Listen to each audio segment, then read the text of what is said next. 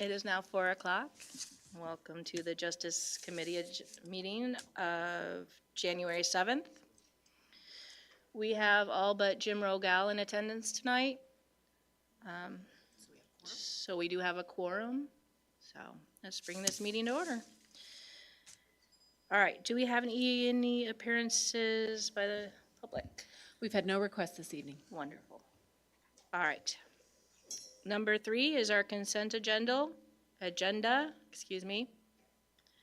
All right, number 3A, we need the approval of minutes for December 3rd, 2025 from our regular meeting and recommend approval of bills and transfers, if any, to the county board.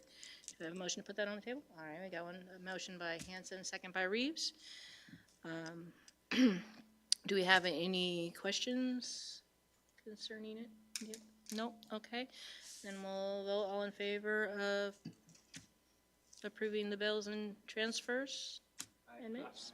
All right, any opposed? Nope, we're good to go. All right, number 4, departmental matters. Ron Lewis, our public defender, has no items to prevent for action. Do we have any items to present for information? Yes, just monthly statistics, but I'm available for any questions. Thank you. Thank you. Do you have any questions? All right, thank you so much. All right. Number 4B, Susan Montoya, Court Services Director. Do we have any items to prevent for action? No. Do we have items to be presented for information? We have Court Services Adult Juvenile Division statistics. These are the standard monthly statistics, but I'm happy to answer any questions you may have. Great. Does anybody have any questions? No? All right, then we can move on. Thank you so much. I did want to just mention we do have a drug court graduation on January the 22nd at 2 o'clock in the jury assembly room on the 5th floor of the Law and Justice Center, and everyone is welcome to attend if they would like. Thank you. Okay, moving on. See Eileen Pagan Vega for the Children's Advocacy Center. We have two items to be presented for action. We have the request approval of a 2026 Illinois CASA membership agreement between Illinois CASA and CASA of McLean and Logan counties. And I have a motion to put that on the table. We have a motion by Burns and a second by Hanson. This is the annual agreement that the county signs with Illinois CASA for basically outlining the responsibilities that Illinois CASA has and the local chapters have for being members of Illinois CASA and National CASA. Thank you. Any questions? All right, I need a vote in favor. Say aye. Aye. Any opposed? Motion passes. Thank you. Next, we have C1B, request approval of a lease between Dorothy Warner Business Center, LLC, and McLean County. Yes, this is, Do we have a motion to put that on the table? We've got a motion by Zebart and second by Hanson. Thank you. my apologies, got ahead of myself. This is just a renewal for our DeWitt County satellite office for the Children's Advocacy Center. Okay, thank you. Any questions? Those in favor say aye. Aye. Any opposed? Motion passes. Thank you. All right, moving on to D1, Erica Reynolds, our McLean County State's Attorney. There's no items to be presented for action. D2, items to be presented for information. We have caseload and forfeiture fund reports. Anything you'd like to add to that, or? Just a point. The last time I was before you, I indicated that we had two prosecutors down, that one of those was supposed to start in August after he graduated from law school. However, there was an individual that was supposed to start at the beginning of this month and decided against doing so after her current employer offered her more money to stay where she was at. So we are back to being down 3 until the individual comes in August, and then we'll be down 2 prosecutors. Yeah, when he talks. Okay, all right. Any questions for Ms. Reynolds before we move on? No? All right, moving on to, do we have any other items, before we move on? Sorry. I have nothing else. Thank you. It was on the other page. I slipped up. Okay, Don Everhart is our circuit clerk. He is not here. There are no items to be presented for action and no items to be presented for information. Any questions can be directed through our administrator or to Don Everhart. Moving on, F1, Kathy Yoder, our coroner. There are no items to be presented for action and items to be presented for information. Do we have a monthly report? No, but if you have any questions, just ask me. Thank you. Okay. Does anybody have any questions? Do you have any other points of business? All right, thank you. Moving on, we have Matt Lane, our county sheriff. We have one item to be presented for action, the request approval of an emergency appropriation ordinance amending the McLean County fiscal year 2026 combined annual appropriation and budget ordinance for the Sheriff's Department 0029 and Jury Commission 0018. Can I have a motion to put that on the floor? One from Reeves and one from Burns and Matt. Thank you. What this is doing is moving the bailiffs from my department to the jury commission. And reason being, that's where it originally was. There was a change several years ago. It came to us. And it makes more sense for it to be at the jury commission. The jury commission is more well-informed and works more closely with the courtrooms individually to know what cases are going, what cases are not, and knows where to send the bailiffs. If one trial gets canceled, basically, Jason Daisy was giving them instruction every time they showed up anyway. All this is changing is he's doing the payroll and the personnel issues, if there are any. It just made sense to make this change. And I did not recognize the need for it until after our budget was done, or it would have been done before. So, Do we have any follow-up questions for that? No? Okay, so we need a motion. I'm sorry. All those in favor say aye. Aye. Any opposed? There are no opposed, so that passes. Continuing on, we have your items to be presented for information, which is your monthly statistical report. Anything else? I did have one other thing. I want to give you a little advance notice. We are working on an electrical project. We have a problem in the annex, the new portion of the jail, where lights, if there was a day where all lights were frozen in one section of our jail. And so if they were off at the time, they have stayed off since. And it's been about a month and a half, 2 months now. If they were on, they stayed on, which is a problem. We got people masks and trying to do other things to let them get dark to sleep in. But it's going to be a major undertaking to fix this. There was a relay of sorts. I'm not an electrician, okay, but there was a relay type of device that went bad. We found one. It was hooked up by the contractor wrong, and it fried. We have not found another one in the world like it because it was obsolete in 2009 and put into our jail in 2018. So we're likely not to find it. We have to be able to control lights and turn them off. And so I just wanted to let you all know that it's going to be a major project and it's going to come with a hefty bill. I do not know what that bill is. I don't have any bids yet. We are in meetings right now with all parties because we have to be able to control them. There are I want to say 40 to 50 of these boxes that'll need to be changed out in order to control these lights in the building. So I just am giving you a courtesy of letting you know this is a problem that is out of our control. We're doing our best to navigate while we wait for this to get done, but we're just in the negotiating and in the planning phase right now. with administration and with the companies that are involved. Okay. So we'll anticipate looking forward to that later then. I'm sorry? We'll be looking forward to that later. Yes, ma'am. Sooner than later. I'll get it to you as soon as I can.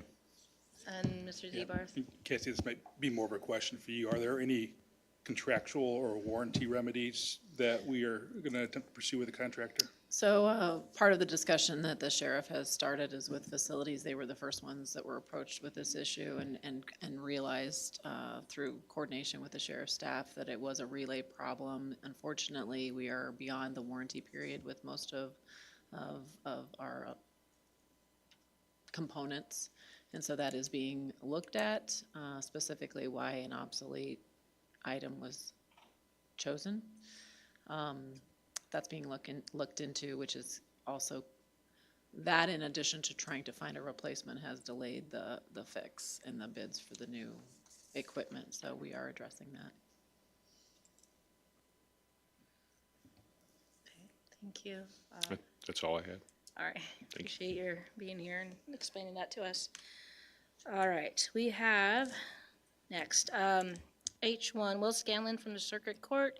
Items to be presented for action. Request approval of an emergency appropriation ordinance amending the McLean County fiscal year 2026 combined annual appropriation and budget ordinance for Fund 0170. Do I have a motion to put that on the table? Motion from Burns, second from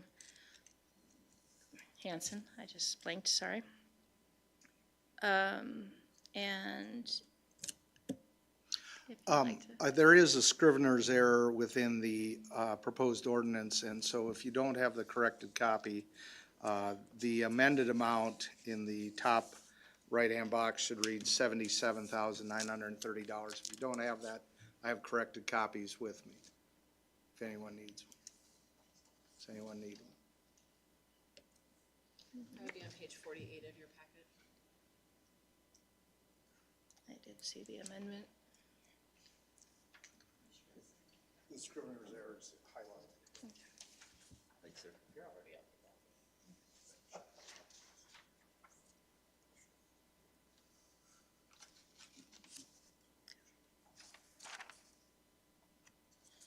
All right, do we have any, So briefly, the Bright Point, which formerly was Children's Home and Aid, has operated two programs for the circuit court, one of them being a supervised visitation and custody exchange center at their State Street facility.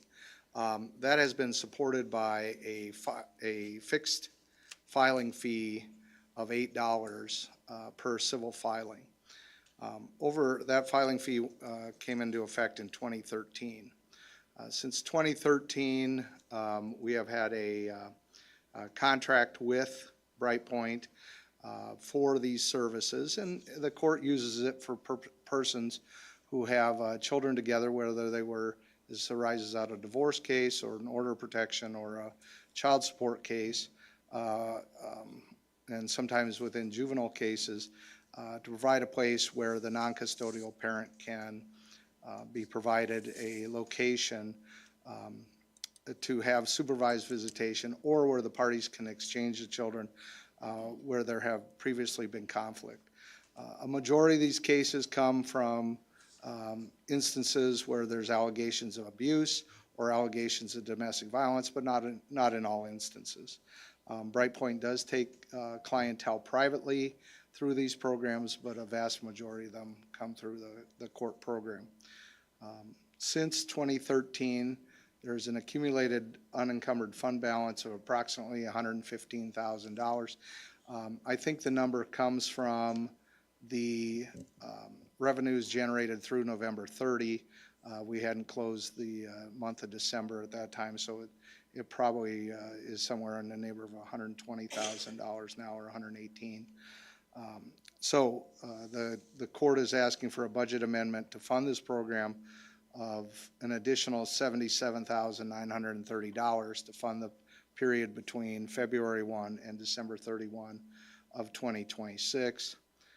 The remaining fund balance and the revenues generated in 2026 and in 2027 should carry this program through sometime between July 1 and October 1 of 2027. And at that point in time, we'll be asking the behavioral health shared sales tax process. We'll be asking the Funding Advisory Committee to help fund this program. Some of you might have been aware we have previously had approached the Funding Advisory Committee for that funding, and they declined, asking us to pay down this fund balance first. So, We have a question from Mr. Burns. Thank you for clarifying all that. So, yes, I was at several of those meetings and privy to some of those discussions, a lot of which were quite frustrating. So, so my understanding is that we are collecting this money. Approximately how much money is this fund collecting going straight to your office? I know you mentioned about $115,000, $120,000 currently balanced. we collect, the filing fees generate between $42,000 and $45,000 a year, of which we previously had been expending $28,000 to $32,000 directly with Brightpoint annually. So the remaining fund balance would have been somewhere between $12,000 and $15,000 annually. Okay, so, and then the approximate cost of this particular program annually is around $70,000, is that correct? No, the annualized cost is $106,000. Okay, understood. So the plan currently is to approach FAC at their budget meeting in the August meeting and then request funds to cover that for fiscal year '27, is that correct? A portion of fiscal year '27, and then likely it'll likely be somewhere between 3 and 5 months. There should be sufficient revenues to get through somewhere between August 1st to October 1st of 2027 with the accumulated fund balance and the revenues generated this year and next year. But then the funds and the unencumbered fund balance will be depleted, and we'll be asking for the Funding Advisory Committee for the remaining for 2027, and then likely most of the funding for all fiscal years going forward unless another revenue source is found. For the committee's edification, Brightpoint had a federal grant operating this program. That grant was terminated without much notice in October, effective December 31. They had a 1-month reserve. That's why we're starting this on February 1. Okay, thank you. Do we have any more questions? One more from Ms. Burns. All right, no more questions, but just to emphasize the absolute importance of this program, speaking from my own experience as a foster parent, having a place to go where you can have supervised visitation by a mental health professional. And Mr. Scanlon, can you confirm that this room is staffed by someone who is a licensed clinical social worker? It's supervised by such. Not all the persons staffing it would be licensed, but they all have 80 hours of training for this program, and are generally social workers, but not licensed clinical social workers. Understood, okay. So the amount of complexity that goes into some of these meetings and the players between them just absolutely necessitates that. Through our own personal experience, it was absolutely essential to have that to prevent some of just the myriad of possible things that could go wrong. So would certainly recommend that we continue this program. There's been some unfortunate football with it, but it is an absolutely essential program, and would highly recommend that we move forward with this. Thank you. I'm right there with you. Thank you. All right, so we are voting for the request approval of an emergency appropriation ordinance amending the McLean County fiscal year 2026 combined annual appropriation and budget ordinance. No, that's not. That is correct. My bad. For Fund 0170. All those in favor, say aye. Aye. Any opposed? None opposed. That passes. Now to request an approval of an amendment to the neutral site custody exchange and supervised visitation center agreement. Can I have a motion to put that on the table? Motion from Burns, second from Reeves. This is the agreement that has been in place since 2013.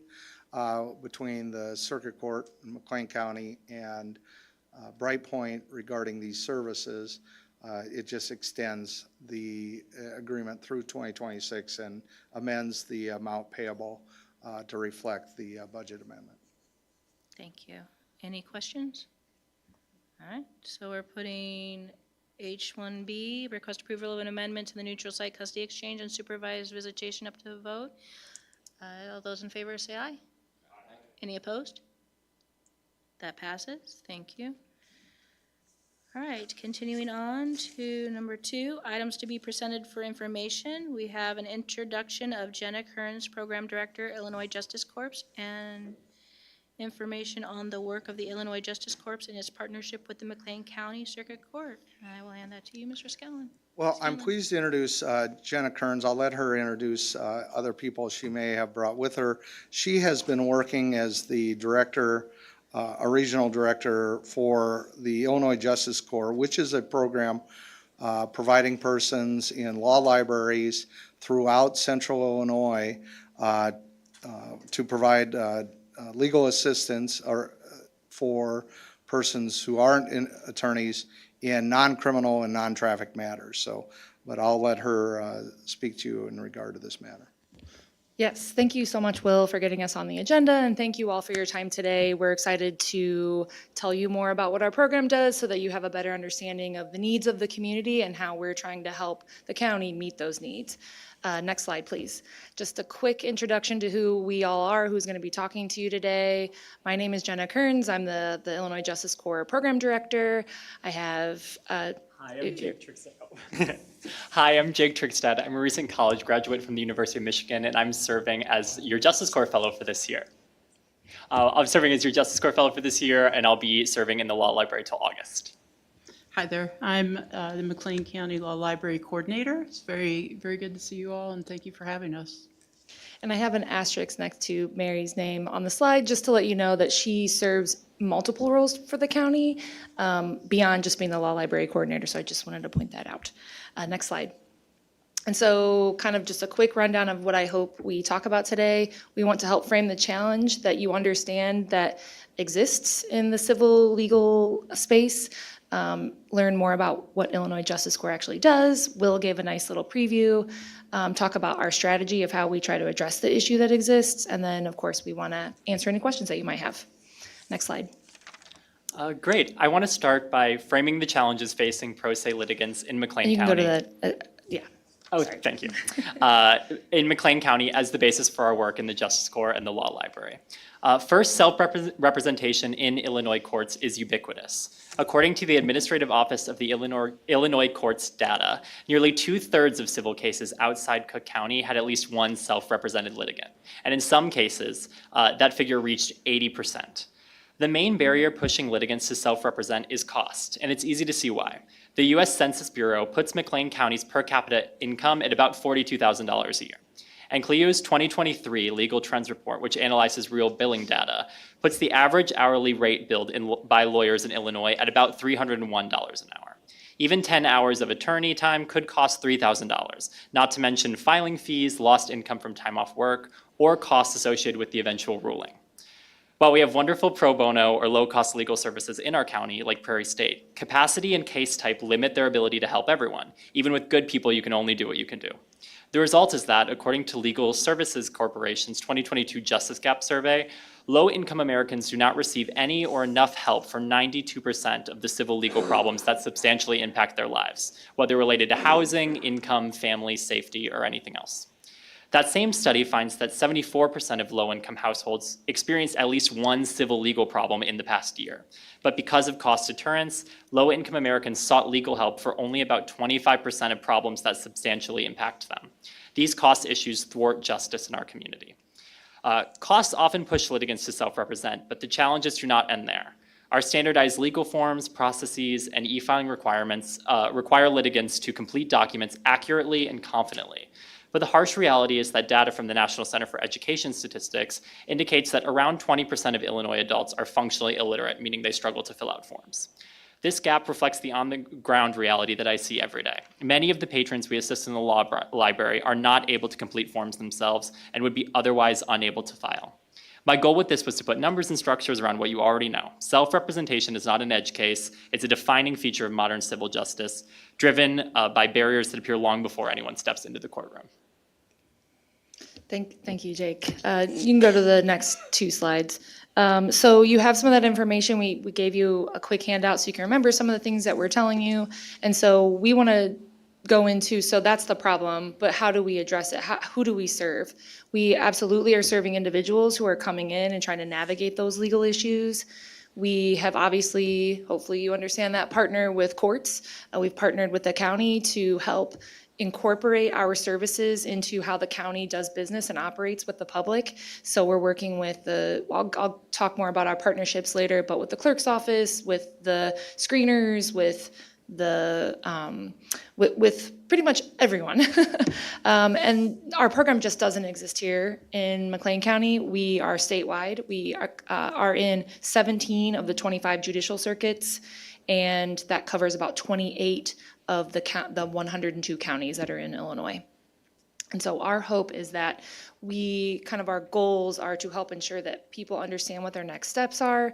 They feel a little less overwhelmed. It's very overwhelming to come into the courthouse and face the mountain of paperwork that you have to file to address your very overwhelming legal issue. And hopefully that they're that much more prepared to participate in their cases. Next slide. It takes a lot of partners inside and outside to do the work that we're doing. So I work for the Illinois Bar Foundation. We also partner with the Chicago Bar Foundation. They were kind of the founders of the program. We also work with the Illinois Supreme Court's Commission on Access to Justice. They provide support and a lot of funding for our program. And then we are an AmeriCorps funded program.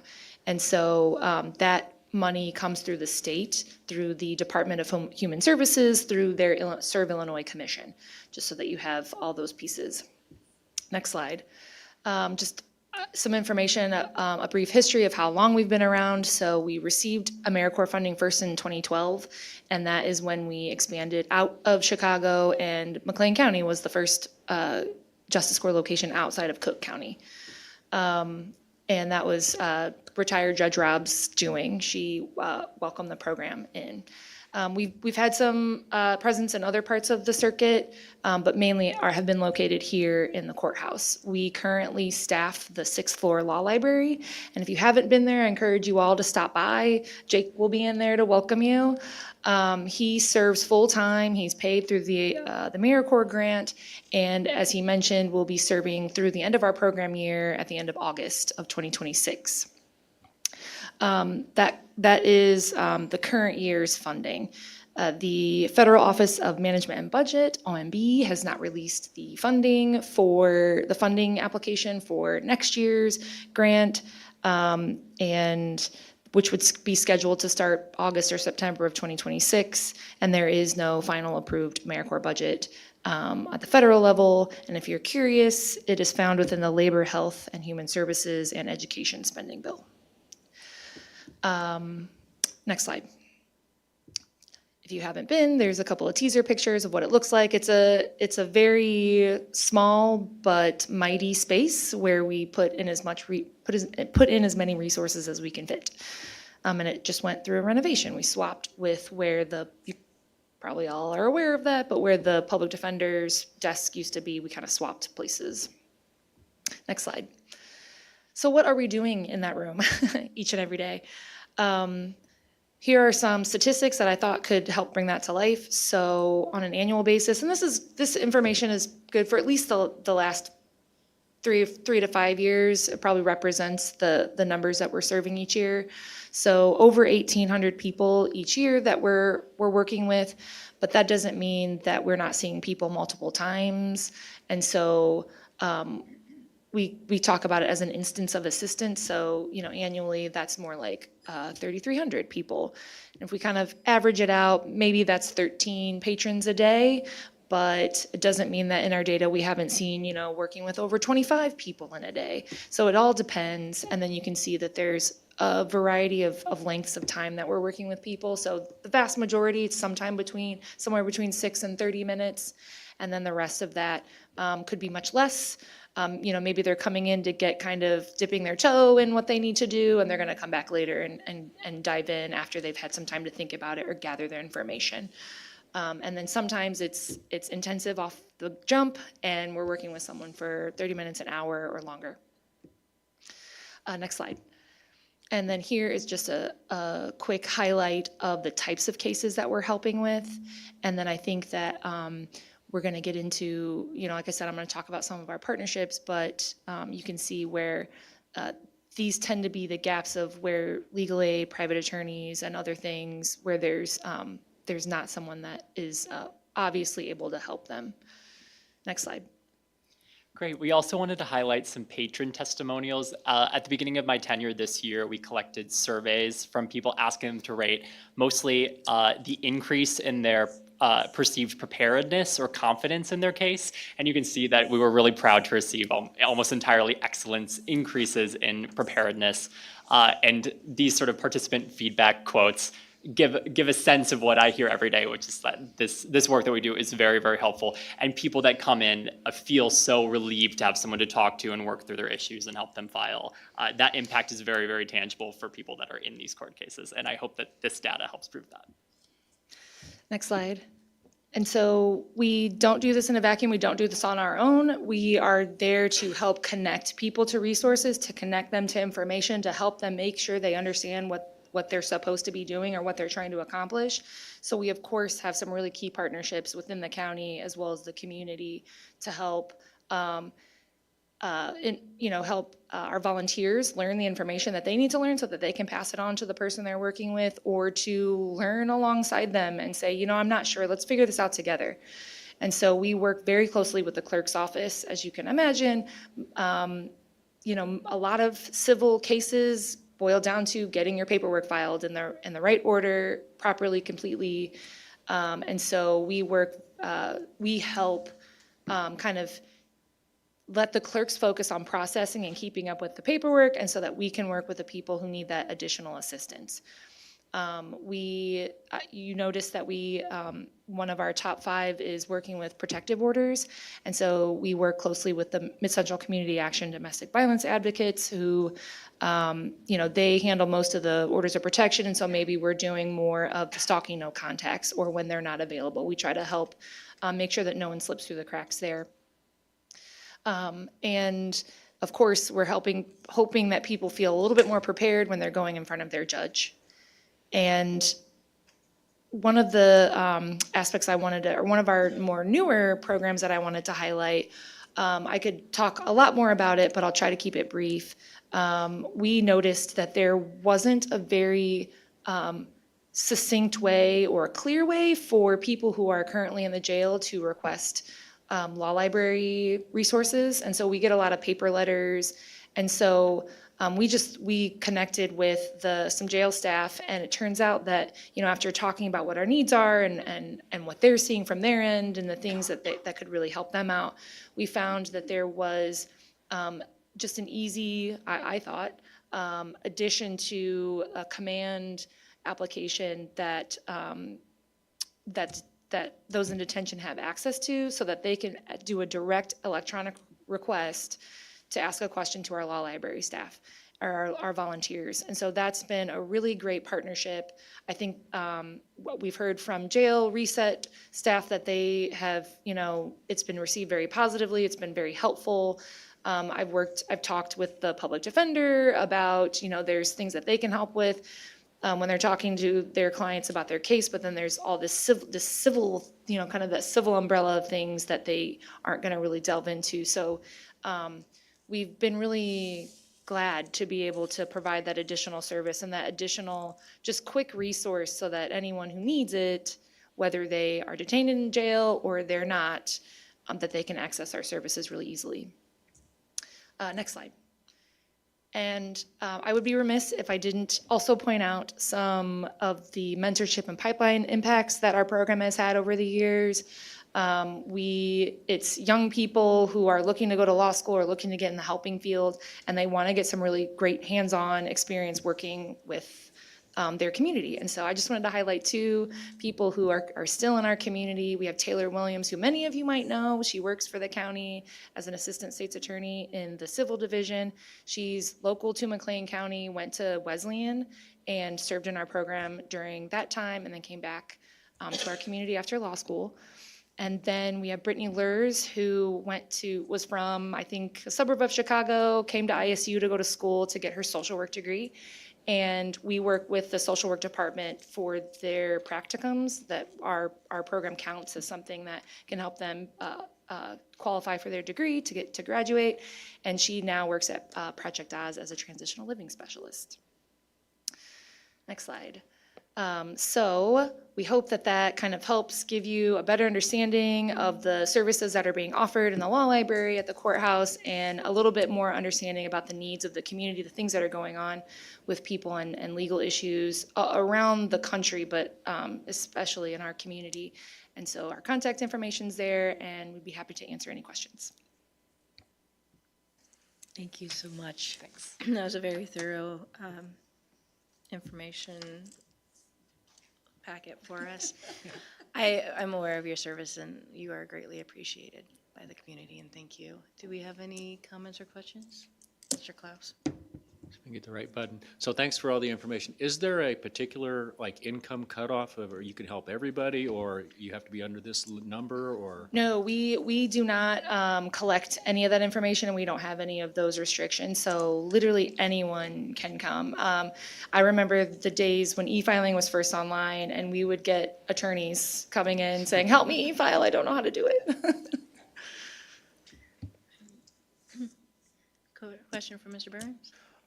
Thank you again for presenting. This is very useful information. Does Justice Corps provide legal advice or legal representation? We do not. We only provide legal information. There is an Illinois Supreme Court rule. For short, it's the safe harbor policy. And so we comply with that, and we do not offer legal advice and just legal information and assistance. Understood. Thank you. Thank you so much, and Mr. Thanks. Scanlon, thank you for bringing them in. Appreciate it. Do you have any other information for us, or does that wrap that up for you? No, nothing other than to also remind you that the Criminal Justice Coordinating Council will meet on Thursday, January 22nd at 12 noon. Thursday, January 22nd at noon in this room for about an hour, and we will cover topics regarding research being done on the criminal justice system, an update to our case management, jail management, records management systems, software implementation, and a couple other items. I know that the Behavioral Health Council will provide an update as well. So you're all welcome there. And if you're ever in the Law and Justice Center and wish a tour or wish to speak to a judge or know something about a program, we're always available to do that for any member of the county board. Thank you. We really appreciate that. All right, moving on. Cassie Taylor, our county administrator, has no items to be presented for action, but is there any information you'd like to share with us? I don't have any information for this committee this month. All right, so any other business or communication? We have Mr. Reeves. On the last page of the bills, there was a line item here for $250,000 for capitalized assets, Communications Ventures Corp., and then there was a $15,000 credit. I'm assuming that was hardware for Metcom. I don't see those bills from the auditor, so I would have to get some information and bring that back to you. Okay, excellent, thank you. Thank you. 5A, our next meeting date is February 4th, 2026 at 4 p.m. And voting is coming up for our midterms, is it not? On February, no, it's March, never mind. All right, next meeting, February 4th, 4 p.m. And our meeting is adjourned. Thank you, everyone, for coming.